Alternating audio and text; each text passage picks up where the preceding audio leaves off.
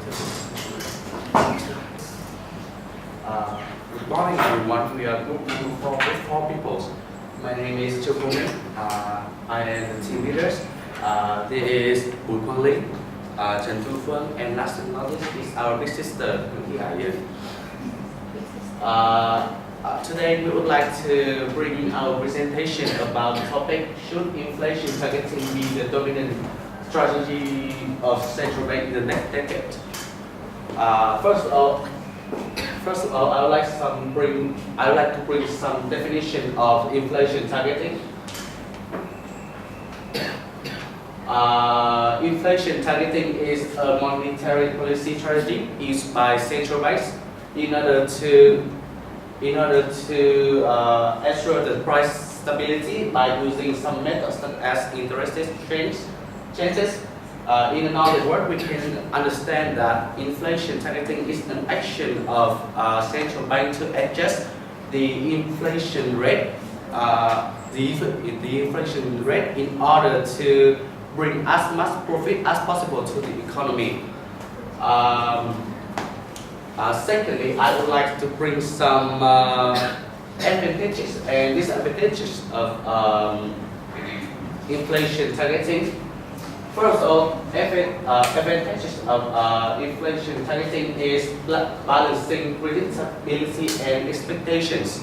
Secondly, is preventing bubbles and fueling sustainable growth. Last but not least, is preventing economic collapse. Everything has its pros and cons, and inflation targeting is not an exception. The disadvantages of this is unrealistic in nature against development, and last but not least is side effects. And now, Quang will show you about his part. Thanks, Vin. Hi, my name is Vin. And as you know, inflation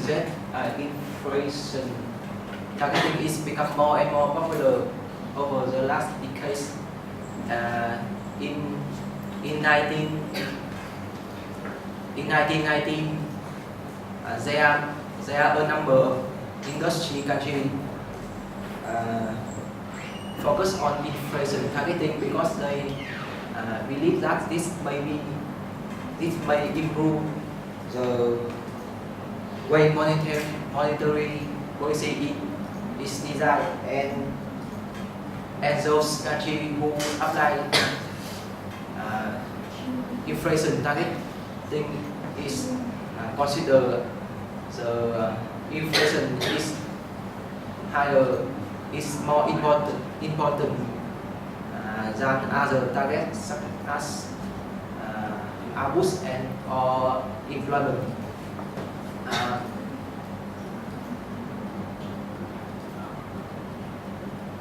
The central bank of those country predict the future direction of inflation and then compare it to the target inflation rate and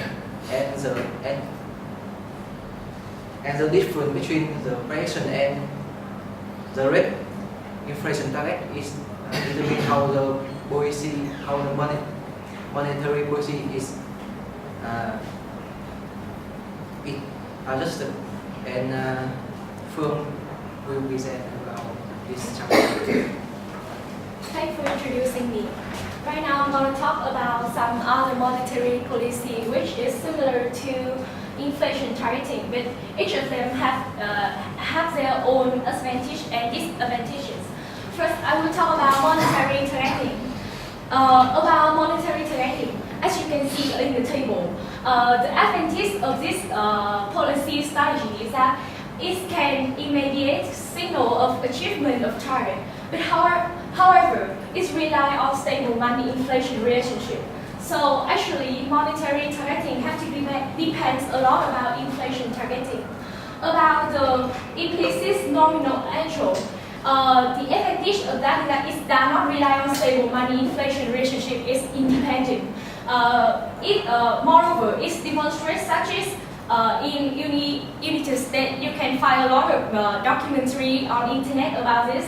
But it has lack of transparency, and it suggests depends on the individual in chains, and it has low accountability. So right now I'm going to talk about other strategies pretty famous in the summary research of general action. It's named alternatives to inflation targeting for stable growth, and it is published in 2005. It's named employment targeting.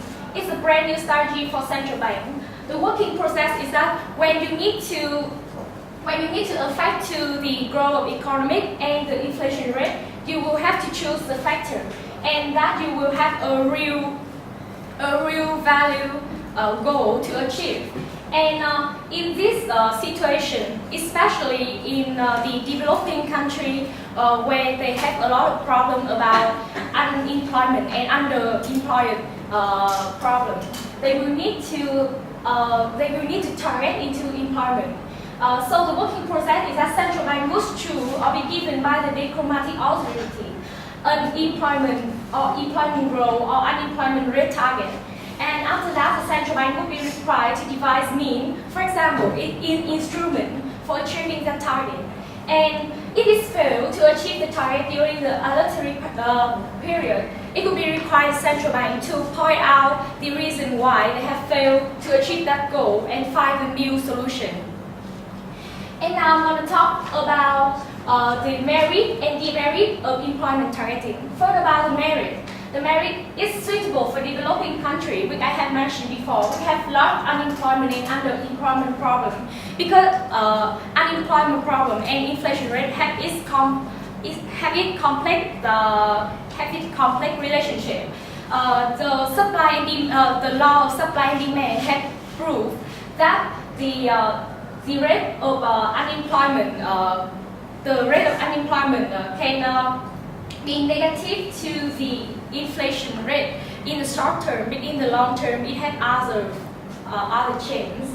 And it targets a real independent variable, contribute directly to the economic welfare of the majority of the country residents.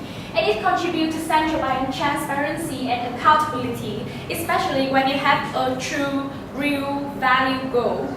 And about the demerit of using employment targeting, I want to say about it is a brand new and unfamiliar target for central bank. So central bank have to try a lot and have to change up a lot to achieve the goal. And it has to spend a long time to achieve the goal in a reasonable and profitable way.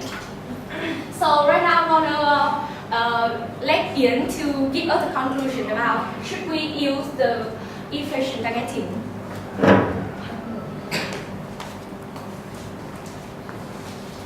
So let me show you our point of view. The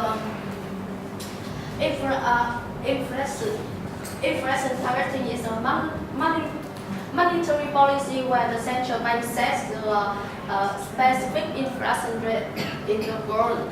And so during the last decade, there are many central banks in the developing country has increasingly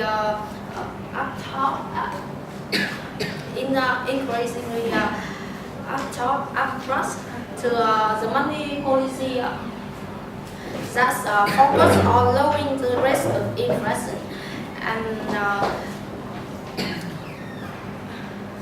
with the little regard to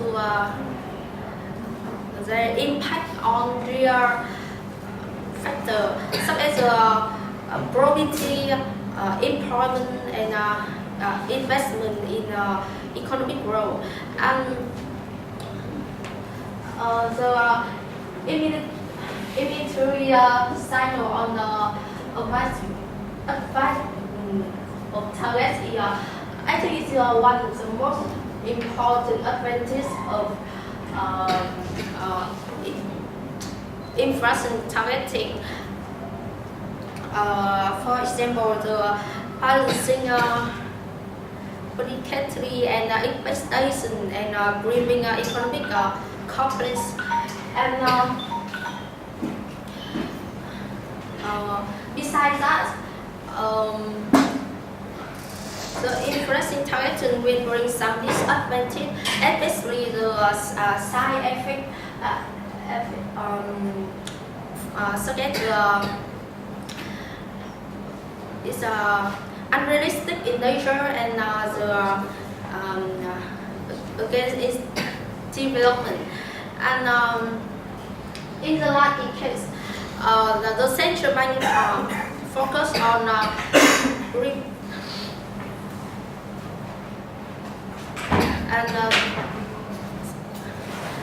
the central bank focus on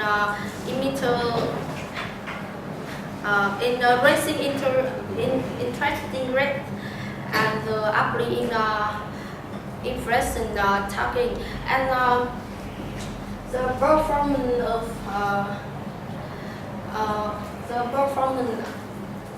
of inflation targeting over the last decade includes working process, merits of employment targeting, and demerits of using employment targeting. From our point of view, we think that the central bank should set in inflation targeting as the determination strategy of central bank in the next decade. And that's all our presentation. Thank you for listening. Okay, Min, can you tell me one advantage of inflation targeting monetary framework? Tell me more about that. I'd like to talk more about preventing economic collapse. As we all know that inflation rate is a double-edged knife. So, which means when the inflation rate is too high, it can bring a lot of negative effect to the economy, which can be the loss of value of the money in that countries. And when the inflation rate is negative, which means is below zero, it can bring a lot of negative effect too, such as in Japan. So this negative effects that inflation rate can bring to the economy can be prevented by inflation targeting. Okay. Thank you. Lynn, can you tell me one disadvantage of the framework? More detail. One of the disadvantage.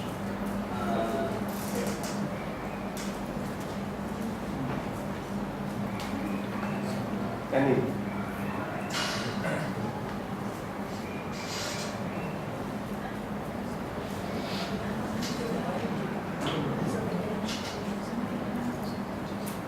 I talk about unrealistic in nature because we don't have the significant goal about the inflation target, and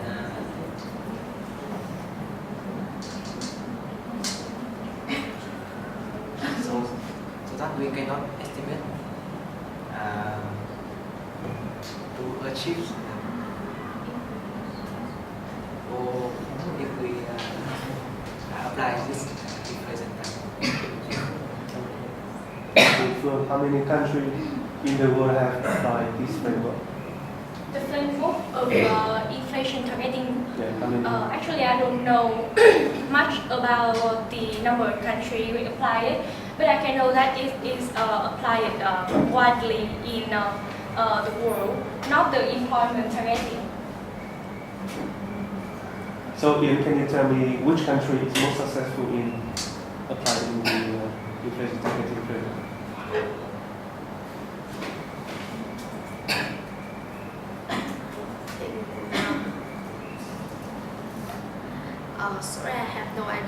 other countries with the most successful in upgrading inflation targeting. Okay, thank you so much. That's it. Thank you for listening.